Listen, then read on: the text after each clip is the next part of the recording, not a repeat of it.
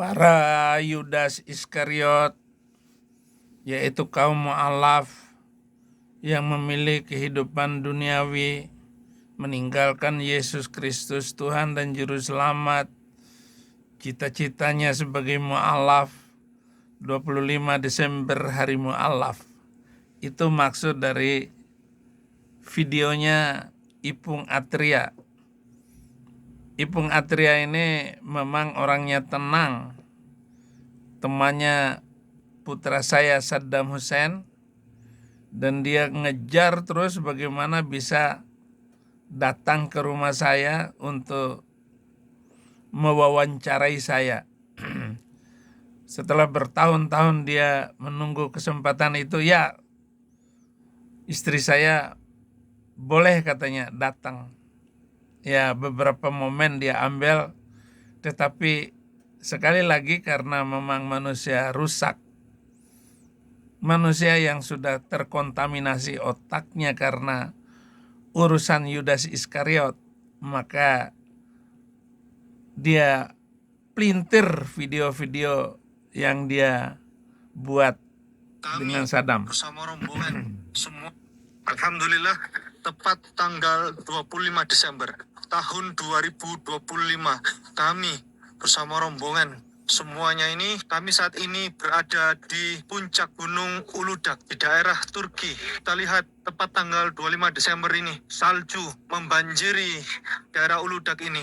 Dan tahukah Anda bahwasannya diceritakan di dalam kisah-kisah yang disampaikan oleh bapak-bapak pendeta, bahwasannya Yesus Kristus lahir tanggal 25 Desember. Ini dari tanah Turki ini. Tidak jauh dari sana, itu adalah tanah Palestina, Bethlehem, di mana Yesus lahir tanggal 25 Desember katanya. Mari kita buktikan di kitab Lukas pasal 2 ayat 8 sampai 11 diceritakan bahwasannya saat Yesus lahir, tepat Yesus lahir, di sana diceritakan adalah ada beberapa penggembala. Di sana ada penggembala domba yang menernakkan dombanya, menernakkan hewan ternaknya di tanah lapang saat malam hari. Bayangkan, ada peternak domba menernakkan dombanya di malam hari. Kira-kira itu musimnya apa kira-kira? Apakah salju seperti ini?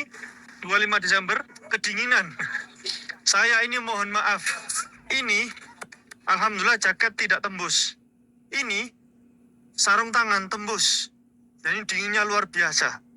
Saya mengambil gambar ini setengah menahan diri, ya, supaya dari kedinginan. Begini Bapak Ibu, kalau ada penggembala yang menernakkan hewan ternaknya di padang lapang pada malam hari, sebagaimana diceritakan oleh Bible, itu sungguh bukan musim salju, karena pasti akan kedinginan. Begini Bapak Ibu, Yesus tidak lahir tanggal 25 Desember. Tidak mungkin. Tidak mungkin, oke, nggak mungkin. Tanggal 25 Desember. Tetapi Lukas 2 ayat 11, hari ini telah lahir bagimu Tuhan dan Juru Selamat di kota Daud, Yesus Kristus. Benar kamu.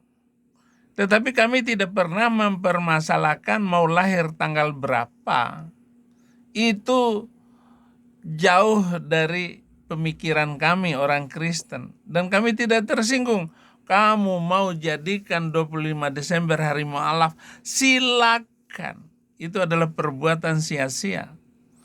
25 Desember sudah menjadi hari Natal. Hari di mana orang-orang yang berbeda pendapat tentang kelahiran Yesus Kristus, mereka sepakat untuk 25 Desember. Baik yang merayakan, karena orang Kristen gak semua merayakan Natal. Gak ada. Hanya beberapa denominasi. Orang Advent gak mengadakan perayaan Natal itu. Ya, tapi tetap mengucapkan selamat Natal untuk tanggal 25 Desember. Kamu Muslim, Zuma, mu'alaf, 25 Desember hari mu'alaf. Alangkah anehnya kalian. Lucu. Ketawa sambil membengkak itu kuda-kuda, kambing-kambing yang saya pelihara. Sungguh perbuatan yang sangat sia-sia. Dan gak akan mampu kalian mengadakan hari mu'alaf sedunia itu. Yang terjadi adalah banyak yang murtadin.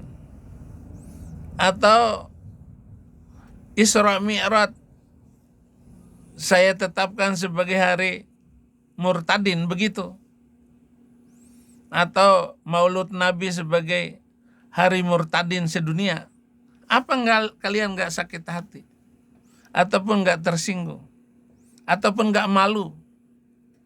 Kamu adakan berkali-kali, mau ngomong apa saja yang lalu tetap populer dan tidak bisa dihapuskan oleh yang datang baru, yang konyol.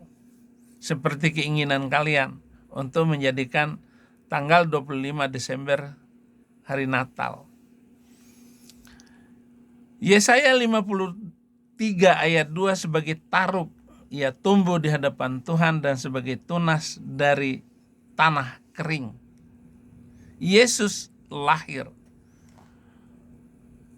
dan menjadi inspirasi di seluruh dunia untuk mengatakan bahwa tidak ada yang mengalahkan popularitas Tuhan Yesus Kristus karena dia adalah Tuhan dan Juru Selamat. Daripada Allah Subhanahu wa ta'alamu yang gak pernah dikenal, Allah Subhanahu wa ta'ala yang hanya omongan Muhammad, Allah Subhanahu wa ta'ala yang hanya muncul di abad ke-7.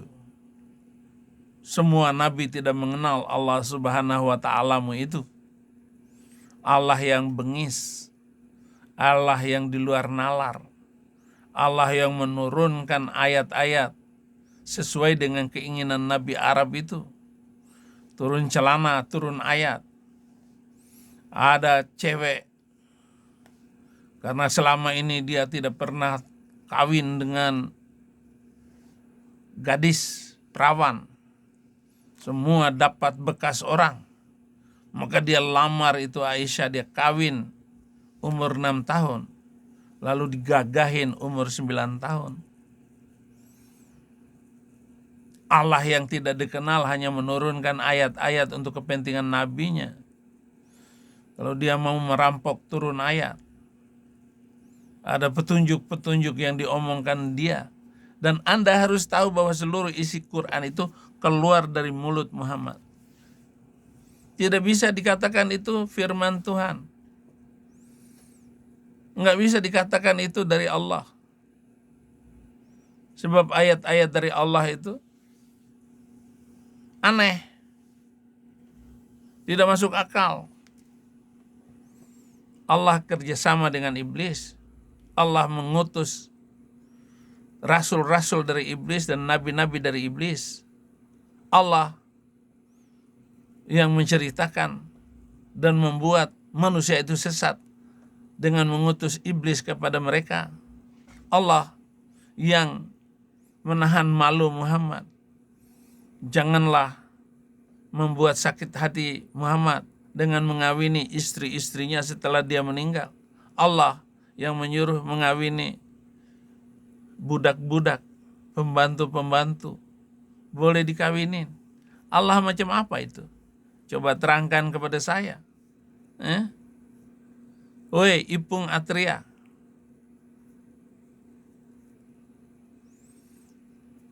Terus kamu pelihara 25 Desember hari mu'alaf. Bukan hari lahir Yesus, kan hari mu'alaf kata kalian. Kenapakah Ipung masih nyinggung-nyinggung agama yang dulu? Karena Ipung terus nyinggung-nyinggung Kristen. Ya, saya ejek Islamnya. Jadi apa yang dikatakan oleh Ipung Atria ini, saudara-saudara, dia mau membahas bahwa hari Natal itu tidak jatuh pada bulan Desember, pada salju seperti itu, kata dia. Bagi kami nggak ada urusan. Mau jatuh bulan berapa, mau jatuh tanggal berapa. Nggak ada. Yang jelas, Lukas 2 ayat 11 hari ini telah lahir bagimu. Jadi Yesus itu lahir di dalam hidup orang Kristen. Bukan kamu yang meninggalkan Yesus. Manusia aneh. Yesus itu adalah pembatas sejarah umat manusia. Itu sebabnya kita mengenal tahun Masehi dan tahun sebelum Masehi. Ini adalah salah satu peristiwa yang dahsyat dan sangat penting. Tahun Masehi yang membatasi sejarah umat manusia. Di sana cerita lama, di sini cerita baru. Walaupun sudah 2000 tahun lebih, Yesus lahir 2026 hari ini. Tanggal 1 Februari 2026. Berarti Yesus lahir sudah 2026 tahun yang lalu. Nggak ada urusan bagi kami. Yang dipentingkan oleh firman Tuhan itu Yesus lahir. Kelahiran baru. Lahir baru di dalam Yesus. Dan itu tanda hidup yang baru. Kalau belum, apalagi kamu mu'alaf, meninggalkan Yesus Kristus sebagai Tuhan dan Juru Selamat, kamu adalah Yudas Iskariot. Kamu pemakan harta kekayaan pelayanan untuk kamu ikuti Nabi Arab yang sangat tidak bermoral, yang tidak memiliki kehormatan sama sekali. Kamu bilang Nabi mulia.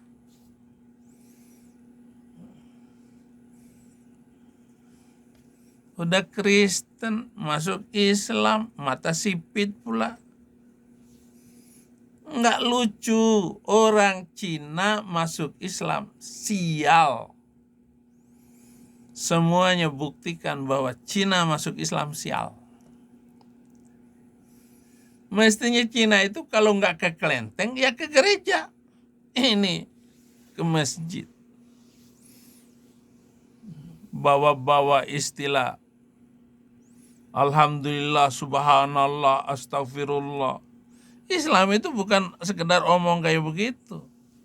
Jengkang-jengking 5 kali sehari. Itulah Islam.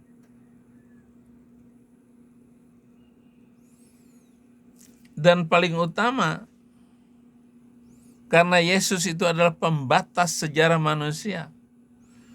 Dia mengawali pekerjaannya dengan mukjizat-mukjizat. Berita tentang pengajaran-pengajaran yang tersebar sampai kemana-mana. Tentu juga sampai ke kampung halamannya di Nazaret. Seandainya pada waktu itu bahwa Yesus sudah memiliki TikTok, YouTube. Betapa terkenalnya Yesus pada zaman itu. Mungkin akan dibuat berita pemuda lokal meraih sukses, terkenal di mana-mana, ditolak di kampung halamannya. Tetapi apa yang terjadi? Dunia tidak bisa menghapus sejarah Yesus Kristus. Dunia boleh saja menghabisi ajaran Muhammad karena tidak produktif dan tidak mendukung kemajuan teknologi dan zaman hari ini. Dan apa yang dituliskan oleh Quran semua bohong. Tidak masuk akal. Masa Allah Subhanahu wa Ta'ala di abad ke-7 dia mengatakan ulaika hum syarrul bariyah. Orang Yahudi dan orang Kristen itu seburuk-buruknya makhluk. Tetapi Allah Subhanahu wa Ta'ala ini jelas tidak maha tahu. Kenapa? Karena segala kecanggihan teknologi ini yang dikatakan manusia paling buruk itu adalah penemu, adalah pencinta dunia, pendamai, penuh kasih. Beda dengan ajaran Nabi Arab itu yang dikatakan perintah dari Allah Subhanahu wa Ta'ala. Sungguh keterlaluan kamu Ipung. Jangan lupa like dan subscribe. Membangun channel ini. Membantu pelayanan Indonesia bagi Kristus. Tuhan Yesus memberkati.